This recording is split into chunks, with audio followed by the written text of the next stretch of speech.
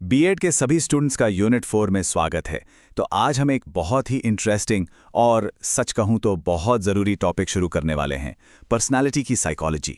आखिर ये पर्सनालिटी या व्यक्तित्व होता क्या है, और सबसे ज़रूरी बात, एक टीचर के तौर पर इसे समझना इतना इम्पॉर्टेंट क्यों है। चलिए आज इसी के कॉन्सेप्ट और मीनिंग को अच्छे से समझते हैं।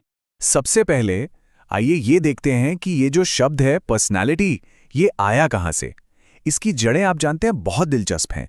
ये एक लैटिन शब्द पर्सोना से लिया गया है, और पर्सोना का मतलब होता था वो मास्क या कह लीजिए मुखौटा जो पुराने जमाने में एक्टर्स स्टेज पर कोई कैरेक्टर प्ले करने के लिए पहनते थे।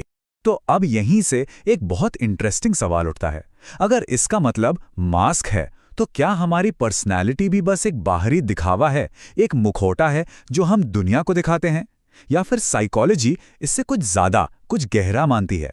ठीक है, तो आज की इस पूरी चर्चा में हम इन 5 मेन पॉइंट्स को कवर करेंगे।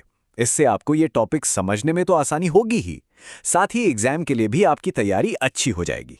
तो चलिए अपने पहले सेक्शन से शुरू करते हैं। देखिए, आमतौर पर जब हम पर्सनैलिटी की बात करते हैं तो हमारा ध्यान किसी के लुक्स पर या उसके बाहरी बिहेवियर पर जाता है ना?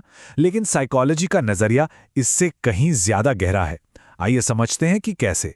तो साइकोलॉजी के हिसाब से पर्सनालिटी सिर्फ बाहरी दिखावा नहीं है। असल में ये किसी भी इंसान के टोटल बिहेवियर की क्वालिटी है। मतलब इसमें उस इंसान के बारे में सब कुछ शामिल है, उसका सोचना, उसका महसूस करना, उसके काम करने का तरीका, सब कुछ। ओके, अब कुछ फॉर्मल डेफिनेशंस देख लेते हैं। और हाँ, ये एग्जाम के पॉइंट ऑफ व्यू से बहुत जरूरी हैं, तो इन पर खास ध्यान दीजिएगा। यहाँ पर H.A. आइसेंग की डेफिनेशन बहुत ही शानदार है, और इसमें जो सबसे खास बात है वो ये है कि ये पर्सनालिटी को कुछ मेन कंपोनेंट्स में तोड़कर समझाती है।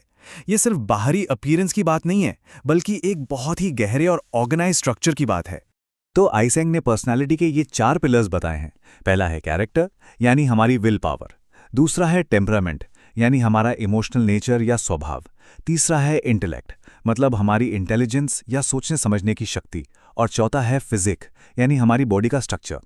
आइसेंग के मुताबिक ये चारों चीजें जब एक साथ ऑर्गेनाइज तरीके से काम करती हैं, तब जाकर किसी की पर्सनालिटी बनती। तो फिर पर्सनालिटी का कोर नेचर क्या है? मतलब ऐसी कौन सी फंडामेंटल बातें हैं जो हर किसी की पर्सनालिटी में कॉमन होती हैं? चलिए अब इसकी कुछ बेसिक कैरेक्टरिस्टिक्स को समझते हैं।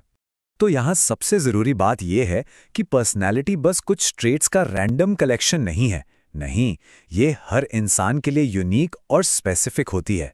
ये एक ऑर्गेनाइज्ड सिस्टम है, और हाँ, ये डायनामिक है, मतलब हमेशा बदलती रहती है, इवॉल्व होती है। और ये बनती कैसे है? ये हमारी हेरिडिटी, यानी जो हमें अपने पेरेंट्स से मिलता है, और हमारे एनवायरनमेंट, यानी हमारे आसपास के माहौल, दोनों का प्रोडक्ट है। अक्सर लोग पर्सनालिटी और कैरेक्टर में कंफ्यूज हो जाते हैं, लेकिन ये दोनों अलग अलग हैं। देखिए, कैरेक्टर एक मॉरल कॉन्सेप्ट है, मतलब ये सही गलत के जजमेंट से जुड़ा है। कैरेक्टर जो है वो पर्सनालिटी का सिर्फ एक छोटा सा हिस्सा है। पर्सनालिटी तो एक बहुत बहुत बड़ा साइकोलॉजिकल कॉन्सेप्ट है। चलिए अब सबसे प्रैक्टिकल बात पर आते हैं, वो बात जो हम सबके लिए, खासकर टीचर्स के लिए सबसे ज्यादा मायने रखती है। क्लासरूम में पर्सनालिटी को समझना क्यों जरूरी है?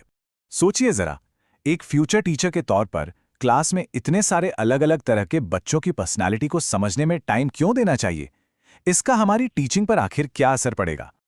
और इसका जवाब बहुत सीधा और जरूरी है। जब एक टीचर अपने स्टूडेंट्स की पर्सनालिटी को समझता है, तो वो हर बच्चे को उसकी ज़रूरत के हिसाब से पढ़ा सकता है। इससे टीचर और स्टूडेंट के बीच एक मजबूत रिश्ता बनता है, और सही गाइडेंस देना भी आसान हो जाता है। जैसे मान लीजिए क्लास में कोई बच्चा बहुत शर्मीला है या कोई बहुत एग्रेसिव है। अगर आप ये पहचान लेते हैं, तो आप उनकी लर्निंग को और भी ज़्यादा इफेक्टिव बना सकते हैं। चलिए, तो अब एक क्विक रिकैप कर लेते हैं उन सभी मेन पॉइंट्स का जो हमने अभी तक डिस्कस किए। तो ये मेन टेक अवेज जरूर याद रखिएगा। पहला, पर्सनालिटी शब्द लैटिन के पर्सोना यानी मास्क से आया है। दूसरा, साइकोलॉजी में ये किसी इंसान का टोटल, डायनामिक और ऑर्गेनाइज बिहेवियर है। तीसरा, हर इंसान की पर्सनालिटी यूनिक होती है। और चौथा और सबसे जरूरी, एक इफेक्टिव टीचर बनने के लिए स्टूडेंट्स की पर्सनालिटी को समझना क्रूशियल है। और अब जाते जाते ये एक सवाल मैं आपके लिए छोड़कर जा रहा हूं। एक भावी शिक्षक के रूप में आप अपनी क्लास में बच्चों की यूनिक पर्सनालिटीज को कैसे ऑब्जर्व करेंगे और उन्हें बेहतर बनने में मदद करेंगे, इस पर जरूर सोचिएगा। इस चर्चा में शामिल होने के लिए आप सबका बहुत बहुत शुक्रिया।